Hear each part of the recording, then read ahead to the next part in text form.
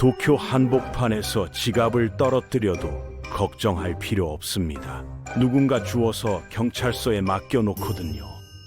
거리 곳곳의 자판기에서는 음료수부터 피자, 계란, 우산까지 동전 몇 개면 뭐든 살 수 있어요. 미래에서 온 것 같은 풍경, 깔끔한 시스템, 일본은 완벽해 보입니다. 그런데 여행을 끝내고 돌아가면서 두 번은 없다라는 말이 나옵니다.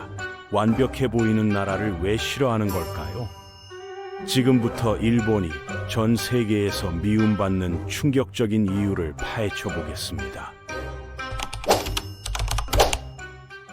애니메이션과 일본 예능 덕분에 전 세계 사람들은 일본의 예의 발음을 잘 압니다. 일본인들은 우아한 매너로 유명하죠. 하지만 그 예의 발음 뒤에는 불편한 진실이 숨어 있습니다. 많은 사람들이 일본인을 차갑고 거리감 있고 절대 가까워질 수 없는 존재로 느껴요. 이건 타테마에라는 겉과 속이 다른 문화 때문입니다. 겉으로는 무조건 착하고 예의 바른 사람이어야 해요. 속이 뒤집히든 말든 웃으면서 괜찮습니다라고 말해야 하죠.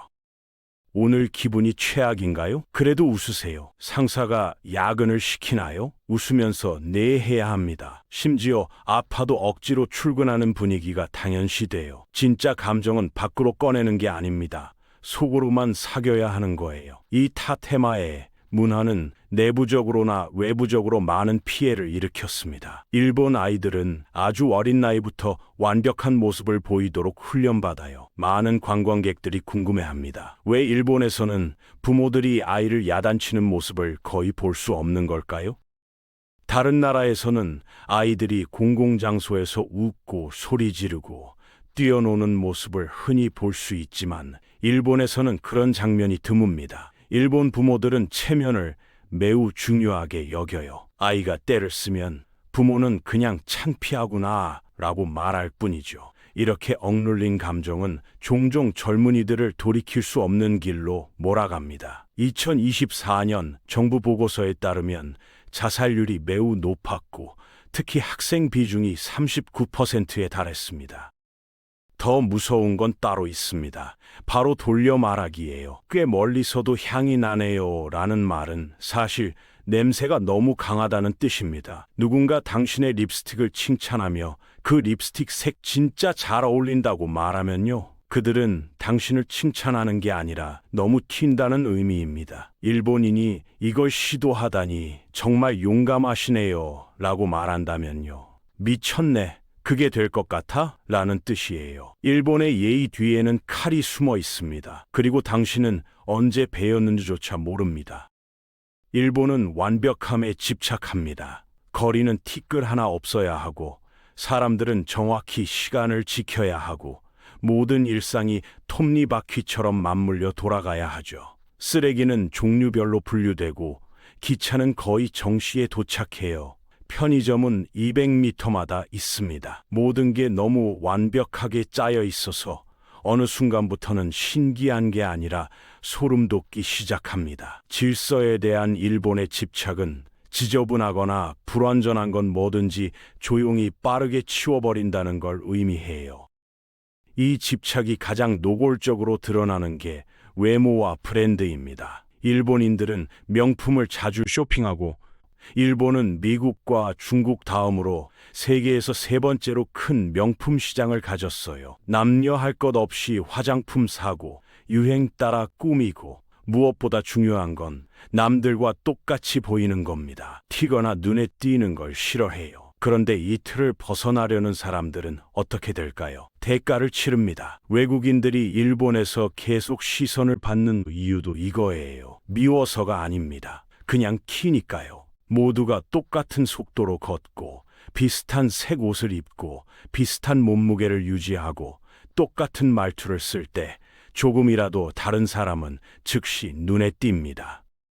이 완벽주의는 불편한 것을 대하는 방식에서도 똑같이 나타납니다. 완벽한 이미지에 안 맞는 건 뭐든 조용히 치워버려요. 정신건강 문제 같은 건 수치스러운 일로 취급되죠. 일본에는 수천 명의 히키코모리가 있습니다. 사회적 기대를 감당할 수 없어서 몇 년, 때로는 수십 년 동안 스스로를 가둬버린 사람들이에요. 그들은 작은 방에 틀어박혀 스크린과 침묵에 둘러싸여 있고 밖의 세상은 그들이 존재하지 않는 것처럼 계속 돌아갑니다. 일본은 또한 노숙자들을 정밀하게 숨겨요. 다리 아래나 기차역 근처에서 몇 명이 자는 걸 볼 수 있지만 이른 아침이 되면 흔적도 없이 사라져버립니다. 당국이 공공장소를 깨끗하게 유지하는 거죠. 이것은 통제와 질서에 지나치게 집착하는 사회입니다. 회식과 퇴근 후 술자리까지 사회가 정해놓은 틀 안에서 움직여야 하니 자기 자신을 드러낼 틈이 전혀 없어요. 항상 침착함을 유지해야 한다는 압박감은 무겁고 갈등을 피하는 연습은 학교에서, 직장에서, 일상 곳곳에서 매일 반복됩니다. 그러다 어느 날 폭발하는 거죠. 무차별 칼부림 사건이 뉴스를 채우고 선로에 뛰어든 사람 때문에 기차가 멈추고 좁은 원룸에서 홀로 죽어가는 사람들이 늘어납니다. 일본은 완벽을 추구하지만 사람의 감정을 지워버린 완벽함 같은 건 애초에 불가능해요. 그리고 이 불가능한 꿈을 쫓다가 사회 전체가 지쳐가고 있습니다. 결과는 평화가 아니라 무감각이에요. 일본의 글로벌 이미지는 이 나라를 세계에서 가장 안전한 나라로 포장했습니다. 너무 안전해서 오히려 의심스러울 정도예요. 잠깐 뭔가 이상한데 하는 생각이 들 정도죠. 그리고 통계상으로는 정말 범죄가 거의 없습니다. 사람들은 카페에 휴대폰과 노트북을 두고 나가도 되고, 아이들은 혼자 집에 걸어가고, 길거리 자판기를 아무도 부수지 않아요. 하지만 일본의 안전은 숫자만큼 깨끗하지 않습니다. 낮은 범죄율 뒤에는 반박도 항소도 제대로 된 조사도 허용하지 않는 시스템이 숨어 있어요. 일본 경찰은 어떤 수단을 써서라도 자백을 받아내는 것으로 악명 높습니다.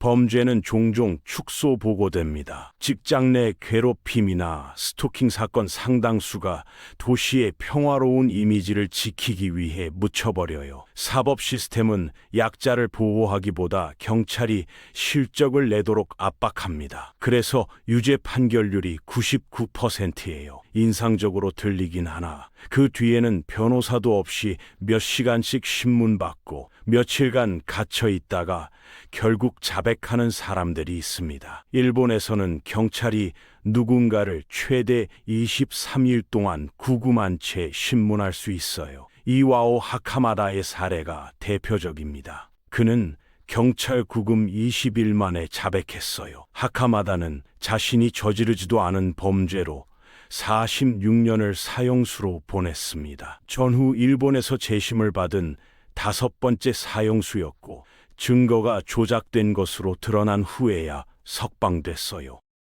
5건의 재심 모두 끝까지 진실을 파헤친 사람들 덕분에 억울한 유죄 판결로 밝혀졌습니다. 언어 장벽이 있는 외국인들은 얼마나 많이 억울하게 감옥에 갇혔을까요? 상상만 해도 끔찍합니다. 거리는 안전해 보이지만 그 이면에는 많은 위험이 숨어 있어요. 특히 여성들에게요. 스토킹과 성추행이 매일 지역 뉴스를 채웁니다. 최근 몇 년간 여러 여성이 스토커를 반복해서 신고했지만 경찰에 무시당한 후 목숨을 잃었어요. 분비는 전철에서 치안 사건이 너무 만연해서 여성 전용 칸을 만들어야 했을 정도입니다. 안전 통계 뒤에는 두려움과 수치심, 그리고 문제를 일으키지 말아야 한다는 사회적 압박 위에 세워진 침묵이 있어요. 이제 많은 사람들이 알아챈 게 하나 있습니다. 일본의 예의 바름이 역사 문제에서만큼은 완전히 사라진다는 거예요. 일본은 이웃 국가인 중국, 우리나라와 용서할 수 없는 과거를 공유하고 있고, 세 나라가 한자리에 모이면 분위기가 확 바뀝니다. 일본은 마치 가장 우아한 정원 파티를 여는 이웃 같지만 며칠 전 우리를 해치려 했던 사실은 절대 인정하지 않아요. 그리고 그 일을 언급하면 당신들은 과거에 집착하고 있다. 앞으로 나아가는 걸 배워라 라고 말하죠. 1910년부터 1945년까지 일본이 우리나라를 식민 지배하는 동안 그들은 우리말 사용을 금지하고 일본식 이름을 강요하고 역사책을 다시 쓰면서 우리 민족의 정체성 자체를 지워버리려 했습니다.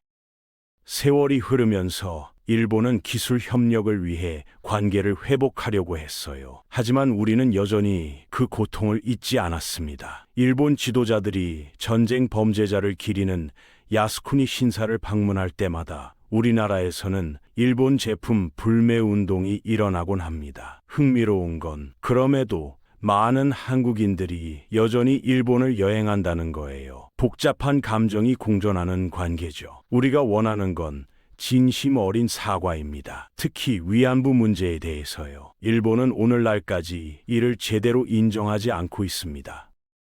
제2차 세계대전 동안 일본 제국군은 여성들을 강제로 끌고 가 위안부로 만들었습니다. 군인들의 사기를 높인다는 명목이었죠. 피해자는 수십만 명으로 추정되고 한국뿐 아니라 중국, 필리핀, 네덜란드, 버마, 호주 등 세계 곳곳에서 끌려왔어요. 우리나라가 일본과 복잡한 애증 관계를 가진 반면 중국은 자신의 입장이 분명합니다. 최근 여론조사에 따르면 중국인의 87%가 일본에 대해 부정적인 시각을 갖고 있는데 주로 중일 전쟁 때문이에요. 난징 대학살, 731 부대 같은 끔찍한 전쟁 범죄들 말입니다.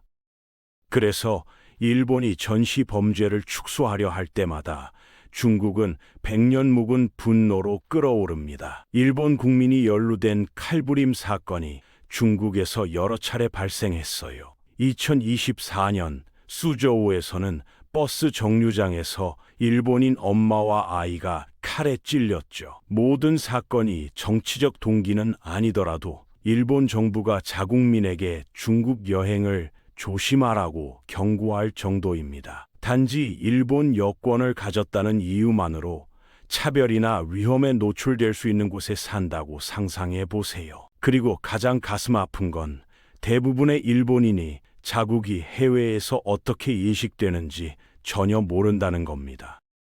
세계에서 가장 강력한 여권 중 하나를 가지고 있지만 작년에 해외로 여행한 일본인은 1,300만 명에 불과했고 대부분 미국이나 근처 섬 지역을 갔어요. 하지만 인정할 건 인정해야 합니다. 일본처럼 자신을 마케팅하는 법을 아는 나라는 거의 없어요. 이 나라는 역사상 가장 성공적인 이미지 변신 중 하나를 해냈습니다. 어두운 전쟁 역사를 가진 나라에서 오늘날 혁신과 기술의 상징으로 완전히 탈바꿈했죠. 깨끗한 거리, 훌륭한 공공의료, 그림 같은 풍경으로 세계의 찬사를 받고 있습니다. 하지만 표면 아래에 무엇이 숨겨져 있는지 이제 여러분은 아실 겁니다. 오늘 영상 재미있게 보셨다면 구독과 좋아요 부탁드리고요.